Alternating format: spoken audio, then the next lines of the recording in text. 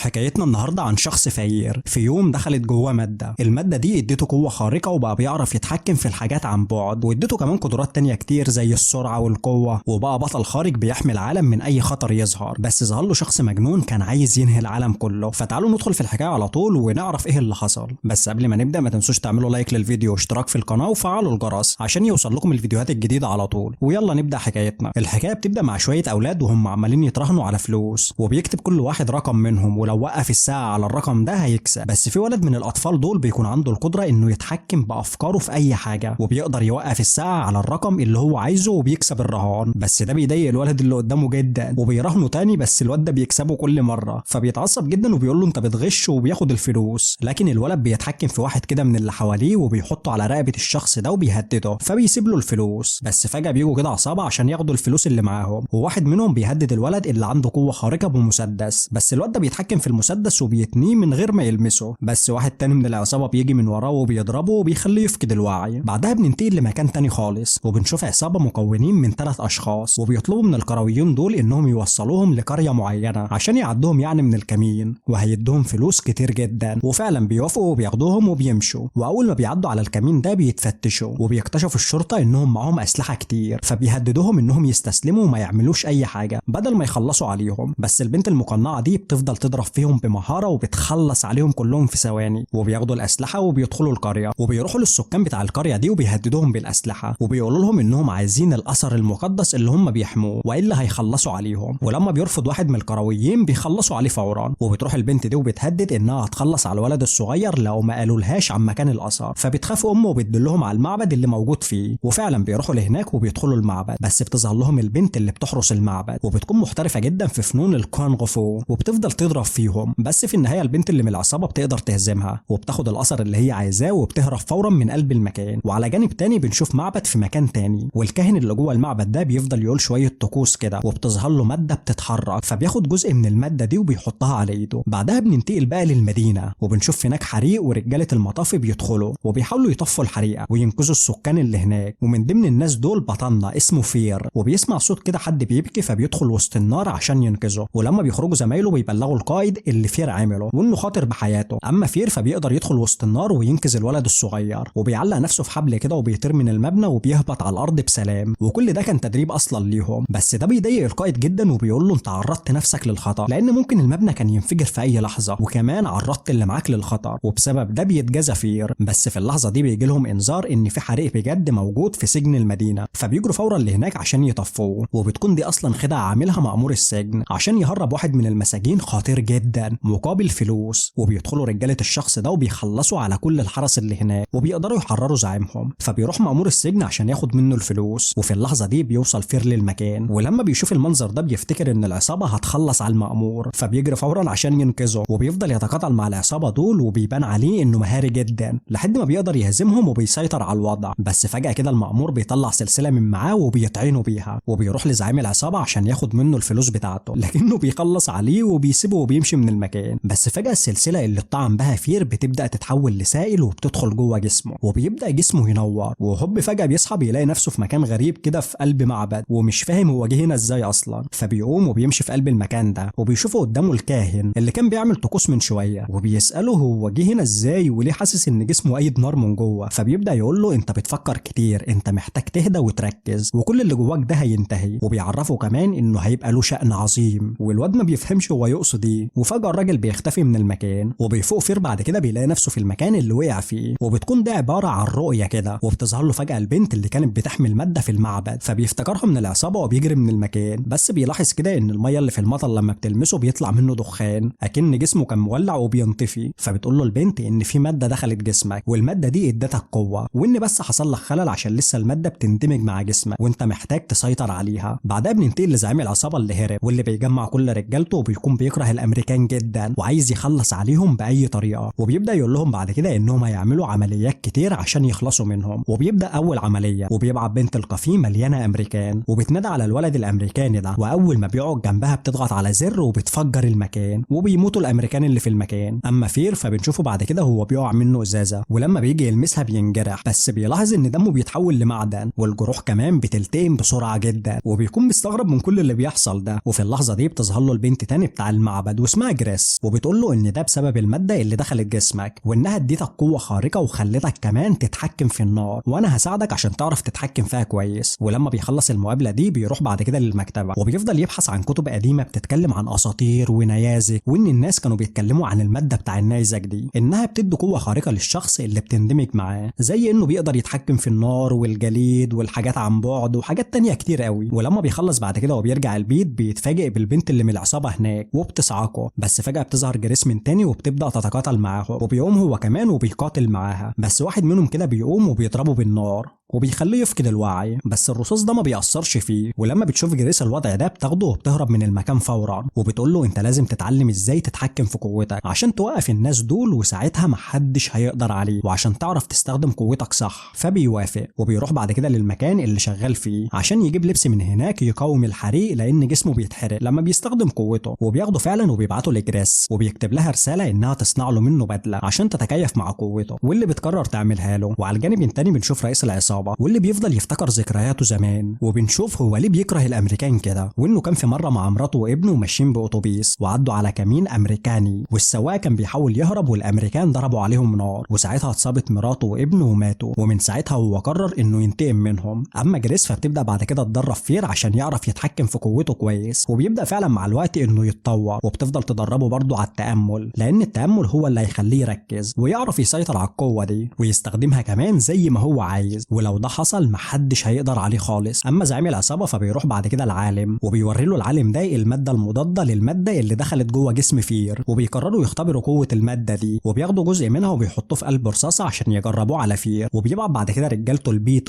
فير وبيخطفوها. واول ما الواد بيعرف كده بيتضايق جدا وبيجري لهناك عشان ينقذها، بس للاسف بيكونوا خطفوها خلاص. ورئيس العصابه بياخد بعد كده السلاح اللي فيه الطلقه بتاع الماده وبيجربها في قلب جبل، وبتطلع منها طاقه عاليه جدا زي ما يكون انفجار كبير، وبتكون الماده دي قويه جدا ولو ضرب بيها فير هيخلص عليه نهائي. فبيقرر الشخص ده انه يضرب بالماده دي غواصه امريكيه. بعدها بننتقل للواد الصغير اللي شفناه في اول الفيلم واللي بتكون عصابه معينه حاطه عليه جهاز، واول ما بيفوق بيتحكم في الشخص ده وبيخليه يحرره، وبياخده وبيمشي بيه بعربيه في قلب المدينه، وبيقدر كمان انه يتحكم في الافيال اللي في الشارع وبيخليه يهجموا على الاتوبيسات. لكن في اللحظه دي بيظهر فير بالبدله بتاعته وبيقدر يحمي الناس وبيحبس كمان الافيال. اما رجاله زعيم العصابه بيقدروا يوصلوا للولد الصغير وبيخدروه وبيخطفوه وبياخدوه معاهم، وبيوروه بعد كده صوره السفينه اللي هم بيستهدفوها، وبيكونوا عايزين الولد ده لما يضربوا الرصاصه في الغواصه انه يسيطر عليها بعقله عشان تعرف تسيب الهدف بالظبط عشان ما يغلطوش ويحققوا هدفهم. اما فير فبيكون عايش حياته دلوقتي كبطل خارق وعمال يحمي الناس من الجرايم وبيحبط عمليات سرقه كتير جدا. وفي يوم بيقدروا رجاله زعيم العصابه انهم يعرفوا مكانه وبيهجموا عليه، بس هو وجريس بيفضلوا يضربوا فيهم واحد ورا التاني، ودلوقتي مفيش حاجه بتاثر فيه ولا حتى الرصاص كمان، وبيروح عشان ينقذ امه بس ما بيلاقيهاش هناك، وبتشوف جريس جزء من الماده المضاده اللي صنعوا منها الرصاصه. ولما بيعرف زعيم العصابه اللي حصل بيقرر يعمل فخ الفير وبيودي رجالته على ناي كلاب عشان يهجموا عليه، وبيظهر فير بعد كده عشان ينقذ الناس لكنهم بيسيطروا عليه بجهاز كده بيضعف قوته، فبيروح عشان يقاتلهم بنفسه وفعلا بيقدر انه يهزمهم كلهم من غير قوته حتى، بس في الاخر كده بيقرر انه يروح معاهم بارادته عشان ينقذ امه. وجريس بتكون عرفت مكان امه وفي طريقها دلوقتي ليها، وبيوصل بعد كده فير لزعيم العصابه واللي بيقول له انا هعمل معاك ديل وهسيب لك امك كمان، لكنه بيشتته لحد ما بيصعقوه من وراه وبيفقدوا الوعي، وبياخدوه بعد كده عشان العالم ده يعمل عليه تجارب وياخدوا القوه بتاعته. بس فير بيشوف تاني رؤيه للراجل العجوز بتاع المعبد واللي بيقول له انه يقدر يسيطر على قوته وهم مش هيقدروا عليه، وفجاه بيقوم وبيستجمع قوته من تاني وبيهاجمهم وبيقدر يهزمهم كلهم، وبيروح كمان وبينقذ امه. اما مساعده رئيس العصابه بتكون طلعت دلوقتي على السطح وبتشغل الجهاز عشان تطلق الصاروخ على الغواصه، لكن قبل ما تطلقه بتظهر لها جريس وبتدخل معاها في قتال، والاتنين حرفيا بيكونوا مهاريين جدا وشبه متساويين في القوه. وفير دلوقتي بيفضل يضرب في رجاله الارهابي ده لحد ما واحد كده بيستخدم سيف بيضعف فير، لكن فير بيستجمع قوته من تاني وبيهزمه بسهوله، وبيروح بعد كده للولد الصغير وبيقدر يحرره، وبتكون بره جريس لسه بتتقاتل مع البنت، وفي النهايه البنت دي بتقدر تهزمها وبتطلق الصاروخ نحو الغواصه، والرادارات بتلقط الصاروخ ده وبيحاولوا يضربوه في الجو قبل ما ينزل. اما فير فبياخد الولد الصغير وبيحاول يمشي من المكان وبيروح لامه، واللي زعيم العصابه بيكون ماسكها وحاطط عليها متفجرات، وبيقول له انه حط كمان متفجرات في كل مكان في المدينه، واول ما يضغط على الزر ده هيفجرهم، وبيفجر بعد كده نفسه عشان الولد الصغير ما يتحكمش فيه ويوقفه. فبيستخدم الولد الصغير قوته وبيحاول يوقف اللي بيحصل ده. وفي اللحظه دي بتظهر مساعده الزعيم وهي متحوله لجليد وبتفضل تضرب فير وبتطيره بعيد. فبيقوم من تاني وبيدخل معاها في معركه كبيره، وحرفيا الاتنين بيكونوا اقوياء جدا، والمعركه بينهم بتستمر وقت كبير لحد ما البنت بتضربه وبتوقعه في قلب الميه وبتجمده، وبتروح عشان تخلص عليه، بس بيستجمع قوته من تاني وبيقوم وبيضربها بكل قوته وبينهي عليها. وباستخدام قوته هو وقوه الولد الصغير بيقدروا يوقفوا الصاروخ وكل القنابل اللي في المدينه، وبيقدروا ينقذوا العالم، وبكده بينتهي الشر. وبتقدر جريس كمان انها تاخد الحجر اللي كان مع العصابه وبترجعه لمكانه من تاني في المعبد وبتحرسه. وفير بيقرر يكمل حياته كبطل خارق، والولد الصغير كمان بيرجع لحياته بس بيبطل انه ينصب على الناس تاني. ودي كانت نهايه حكايتنا، بس ده مش نهايه الفيديو. تعالوا احكي لكم حكايه تانية عن شاب فقير لقى نفسه عنده القدره انه ينتقل لاي مكان مجرد بس لما يفكر فيه. الحكايه بتبدا مع ديفيد، وده ولد خجول جدا وملوش اي اصحاب نهائي، وبنشوفه بعد كده وهو بيروح لزميلته ميلي واللي معجب بها جدا بس مش عارف يقول لها، وبيجيب لها بعد كده هديه عباره عن كوره كده وبيديها لها، واللي بتفرح جدا اول ما بتاخدها. بس بيجي عيل رخم كده وبياخد الكوره وبيرميها على الجليد، فبيجري وراها فورا ديفيد عشان يجيب الكوره لانها هديه لحبيبته، وفعلا بيجيبها. بس اول ما بيجي يرجع كده بينكسر الجليد من تحته وبيقع فيه، والبنت بتتخض عليه جدا وبتجري عشان تحاول تنقذه باي طريقه، والواد مش عارف يخرج لان الجليد اتقفل عليه. وفجاه كده بيلاقي نفسه اختفى وظهر فجاه في المكتبه بتاع المدينه، ومش فاهم هو ده حصل ازاي اصلا، لكنه بيقوم وبيمشي وبيرجع بعد كده بيته تاني، وبيدخل وبيشوف والده واللي دايما كده بيكون سكران وما بيحبوش خالص ودايما بيعامله وحش. فبيحاول والده يزعق له لانه اتاخر، بس الواد ما بيردش عليه وبيطلع لاوضته، وده بيعصب والده جدا وبيطلع وبيكسر الباب. بس الواد فجاه بيختفي تاني وبيظهر في المكتبه تاني ومش فاهم برضه ده حصل ازاي. فبيحاول يركز شويه كده وبيحاول يفتكر اوضته، واول ما بيفكر فيها بينتقل ليها، وبيكتشف انه عنده القدره انه ينتقل لاي مكان مجرد ما يفكر فيه بس. وبيقرر بعد كده انه يسيب البيت والمدينه كلها، وبيروح الاول لبيت ميلي وبيسيب لها الكوره، واللي بتكون عماله تعيط جدا وفاكراه مات. وفجاه كده بتشوف الكوره من الشباك وبتنزل وبتاخدها وبتفرح جدا لانها اتاكدت انه عايش. وبيمشي بعد كده الواد ده من المدينه خالص وبيكون مبسوط جدا وحاسس بالحريه كده، وبيروح يأجر مكان وبيقعد فيه، وطول الوقت بيحاول يتدرب على قوته عشان يطورها اكتر واكتر ويتحكم فيها بسهوله. وفجاه كده بيشوف كتاب وبيفتكر المبنى اللي في الكتاب ده لان امه زمان كانت بتاخده ليه كتير، فبيحاول يستجمع قوته كده عشان ينتقل للمبنى ده. وفجاه بيلاقي نفسه فعلا ينتقل للمبنى ده لكنه ما بيكونش معاه فلوس خالص ومفلس، فبيقرر انه يسرق بنك، وفعلا بيروح لبنك معين كده وبيفضل يبص فيه عشان يعرف ينتقل ليه بعد كده. وبالليل بيتنكر وبيفكر في الخزنه بتاع البنك وبينتقل لجواها وبيسرق منها دولارات كتير جدا. وتاني يوم بنشوف محقق خاص اسمه ران واللي بيبدا يحقق في الموضوع، وبيستغرب جدا ازاي البنك اتسرق من غير ما الخزنه تنفتح اصلا. وبعد السرقه دي بتعدي 8 سنين، وبيكون ديفيد دلوقتي عايش حياته في رفاهيه جدا وبيعمل اي حاجه هو عايزها في اي وقت، ومعاه فلوس كتير جدا من السرقات اللي بيعملها من البنوك. واثناء ما هو ماشي في شقته بيشوف فيضان وناس كتير عماله تغرق لكنه ما بيهتمش يساعدهم وبيركز على نفسه وبس. وبيروح بعد كده عشان يسهر في نايت كلاب، وهناك بيحاول يشقط بنت كده بس فجاه بيظهر له شخص وبيفضل يبص له بصات غريبه كده، وديفيد ما بياخدش باله منه. وبيفضل ديفيد بعد كده يعيش حياته زي ما هو عايز لدرجه انه بيفطر مره على ابو الهول. بعدها بننتقل لران واللي بيكون قدر يمسك واحد زي ديفيد عنده القدره ينتقل لاي مكان وبيخلص عليه، وبيكون هدفه يخلص على المتحولين دول. وبقاله 8 سنين بيحاول يمسك ديفيد ومش عارف لحد ما بيقدر يحدد مكان الشقه اللي عايش فيها، وبيدخل فعلا وبيلاقيها مليانه صور كتير. وبيجي ديفيد وبيلاقيه قدامه فبيقول له انا بقالي 8 سنين بدور عليك ومش عارف اوصل لك من ساعه حادثه البنك فاكرها. فبيقول له انت اكيد غلطت في العنوان وبتدور على شخص تاني، وبيسيبه وبيحاول يخرج من الباب بس ما بيكونش معاه مفتاح لانه ما بيستخدمش باب اصلا. وفي اللحظه دي بيطلع صاعق وبيضربه، فبيحاول يبص للصوره وينتقل للمكان ده لكنه ما بيعرفش. فبيقول له انت دلوقتي مشتت من الصدمه الكهربائيه ومش هتعرف تنتقل لاي مكان، انا عارف نقط ضعفكم كويس. وبيقول له انه هيخلص عليهم كلهم ومش هيبقى لهم اي اثر وهيريح العالم منهم. بس الواد ده بيحاول يعافر كده لحد ما بيقدر يتخلص منه، وبينتقل بعد كده لبيته القديم. فبيسمع والده صوت وبيطلع فوق وبيفضل يعتذر له، بيقول له انه اسف انه ما خدش باله منه وانه عايز يتكلم معاه. بس اول ما بيدخل الاوضه بيكون الواد اختفى اصلا. وبما انه رجع المدينه من تاني بيقرر انه يروح يزور ميلي بعد كل السنين دي، وبيروح لها بعد كده البيت وبتدل والدتها على المكان اللي هي شغاله فيه. وفعلا بيروح لهناك بس ما بيقدرش يكلمها، بيفضل قاعد كده يراقبها من بعيد بس. وبيقرر يمشي من المكان بس وبيشوف المتنمر اللي كان بيضايقه زمان، فبيسيبه وبيمشي، بس بيلاقي ميلي قدامه وبتقول له انا شايفاك قاعد من بدري وما فكرتش حتى تيجي تسلم عليا. فبيجي المتنمر وبيحاول يضايق ميلي، فبيضربوا ديفيد، والاتنين بيفضلوا يضربوا ببعض لحد ما بيطلعوا بره. فبياخدوا ديفيد وبينتقل لقلب خزنة بنك عشان يتم القبض عليه، وبيسيبه وبيمشي، وبيرجع تاني لميلي وبيفضلوا يتكلموا مع بعض عن حياتهم وكل واحد عامل ايه ووصل لايه. وبيفضل يقول لها انه بيلف العالم كله، وانا عارف انك بتحبي روما، ايه رايك تيجي معايا روما؟ واللي بيتوافق فورا وبياخدها بعد كده، بس بيركبوا طياره وبيروحوا روما. ولحد دلوقتي مش قايل لها لسه على قوته. اما روم فبيقدر يوصل للمتنمر لانه عرف انه ظهر فجاه في البنك، وبيفضل يحقق معاه في الموضوع لحد ما بيعرف ان ديفيد هو اللي نقله، وبيدله كمان على مكان ميلي. فبيعرف انه هيمسك ديفيد من خلال ميلي، وبيعرف دلوقتي انها في روما، وبيقرر يروح وراهم. اما ديفيد وميلي فبيكونوا قاعدين دلوقتي في فندق غالي وبيعيشوا حياتهم، وبتفضل تقول له انا حاسه انك مخبي حاجه عليا، لكنه بيتوه في الموضوع كده وبياخدها عشان يفسحها في المدينه. بس فجاه بيشوف الشخص اللي كان بيبص له في الحانه، وبياخد ديفيد وبيتكلم معاه، وبيعرفه ان اسمه جريفن، وانه عنده نفس القوه اللي عنده، وان في ناس هدفهم يدوروا على اللي زينا ويخلصوا عليهم، والناس دول زمانهم عرفوا مكانك من خلال ميلي وجايين دلوقتي. وفجاه فعلا بيشوفوا اتنين منهم، بس جريفن بيقدر يفلت منهم وبيستخدم قوته وبينتقل كتير وبيضربهم وبيهزمهم بسهوله جدا، وبيقول له انهم زي ما بيدوروا علينا وبيخلصوا علينا احنا كمان لازم نخلص عليهم. وبيمسك واحد منهم وبينتقل للمخبأ اللي عايش فيه. فبيلاحظ ديفيد ان في شق بيحصل كده لما حد بينتقل، وبيدخل جوه الشق ده وبينتقل للمكان اللي موجود فيه جريفن، بس بيتضايق منه وبيقول له ما يجيش وراه، وانت دلوقتي لازم ترجع لصاحبتك تاني لانهم مش هيسيبوا اي حد قريب منك، هيخلصوا على كله. وفعلا بيقدر يرجع لها من تاني وبيقول لها لازم نمشي، وبياخدها وبيجري من المكان. بس فجأة بيلاقي الشرطة وبتمسكه وبيقبضوا عليهم وبيتم التحقيق معاه. لكن فجأة كده بيشوف والدته اللي سابته وهو صغير، وبتقول له يستخدم قوته ويمشي من المكان فورا. فبيحاول يجري وراها بس الضابط بيجي، فبياخده وبيسيبه فوق ابو الهول وبيخلع. وبيروح بعد كده للقسم من تاني وبياخد صاحبته وبيخلع، وبتقول له انت خرجتني ازاي؟ فبيقول لها مش مهم هفهمك بعدين. وبياخدها للمطار وبيقول لها مش هيعرف يكمل معاها، لازم ترجع لوحدها. اما رون فبيعرف ان هو هرب وبيروح لبيته القديم. وديفيد بيرجع بعد كده لجريفن وبيقول له مين الناس دول وعايزين يخلصوا علينا ليه؟ فبيقول له انهم فاكرين ان احنا بنشكل خطر، دول حتى بيخلصوا من اي حد قريب مننا. فبيخاف على والده وبيرجع له، وبيدخل بيلاقي والده واقع على الارض وميت. فبينقله فورا للمستشفى بس بيكون اتاخر ومات، والواد بينهار وبيزعل على والده جدا. وبيقرر يروح بعد كده لميلا عشان ينقذها هي كمان. وبيرجع لجريفن وبيقول له انه عايز يعرف مكان رون عشان يخلص عليه. فبيقول له للاسف ما نعرفش مكانهم، هم اللي بيعرفوا مكاننا. وبيسيبوا جريفن وبينتقل لطوكيو، بس بيفضل وراه وبيقول له يتعاون معاه عشان نخلص من رون ونخلص من الخطر. فبيروح بعد كده وبيسرق عربيه وبيقدر ينتقل بيها، وبيكون كمان بيقدر ينقل حاجات معاه مش نفسه بس. وده بيعجب ديفيد جدا وبيوافق جريفن انه يساعده ويخلصوا من رون. وبيروحوا بعد كده المطار عشان يستنوا ميلي، بس بتكون وصلت بقالها ساعه، فبيجري عشان يلحقها. وبيقدر يوصل بعد كده لميلي، واللي بتفضل تلومه انه سابها ومشى وانها مش فاهمه ايه اللي بيحصل وانه يمشي. بس فجاه بيبص من الشباك بيلاقي رون ورجالته، فبيظهر لها في اللحظه دي قدراته وبيقول لها لازم نمشي من هنا وهفهمك، بس بتخاف منه. فبياخدها وبينتقل للمخبأ بتاع جريفن، بس بيدخل رون بعد كده وبيشوف الشق اللي وراه، وبيستخدم جهاز كده بيقدر من خلاله ان ينتقل لنفس المكان. وفعلا بينتقل للمخبأ، وقبل ما يهرب ديفيد بيقدر رون انه يمسكه وبيتمكن منه، وكان خلاص هيخلص عليه بس بيظهر جريفن وبيضرب عليهم نار. فبيرجع رون من الشق تاني لشقة ميلي، وجريفن بيكون اخد الجهاز بتاعه، وقبل ما الشق بيتقفل بيقدر يسحب ميلي. فبيقرر جريفن انه يفجر الجهاز بالمكان اللي موجود فيه رون ورجالته، بس كده ميلي هتموت معاهم. وده بيضايق ديفيد جدا وبيقول له ما يعملش كده، لكنه بيرفض. والاتنين بيفضلوا يتخانقوا مع بعض، واثناء خناقتهم بيفضلوا يتنقلوا لاماكن كتير جدا حوالين العالم، لحد ما في النهايه بيقدر ديفيد يعلقه في سلك كهرباء عشان ما يقدرش ينتقل، وبيسيبه وبيروح ينقذ ميلي. بس رجاله روم بيقدروا يضربوه بسلك وبيثبتوه في الحيطه. فبيحاول يستخدم كل قوته وبيقدر انه ينقل الشقه نفسها لمكان بعيد تحت الميه، وبياخدهم تاني للمكتبه، وبياخد رون تاني لمكان بعيد، وبيقول له انه كان ممكن يخلص عليه بس مرضاه، هو مش شرير وبيشكلش خطر، وانه يبطل يدور عليه. وبيخلع وبيسيبه كده في مكان عباره عن جبل، وبكده بيخلص من شره. وبعد شويه وقت بيعرف مكان والدته وبيروح لها، واللي بتكون من ضمن الصيادين اللي بيقتلوا الناس اللي عندهم قوه خارقه. فبتقول له ان قوته ظهرت وهو صغير، وهم طلبوا مني ان اخلص عليك، وعشان كده بعدت عشان انقذ حياتك. وبيعرف انها ما تخلتش عنه زي ما والده قال له، وبيحضنها. وبيخرج بعد كده لميلي وبيعترف لها انه بيحبها، وبيقرروا يكملوا حياتهم مع بعض ويعيش حياته صح بعيد عن السرقات والخطر. ودي كانت نهايه حكايتنا. اشوفكم الفيديو الجاي.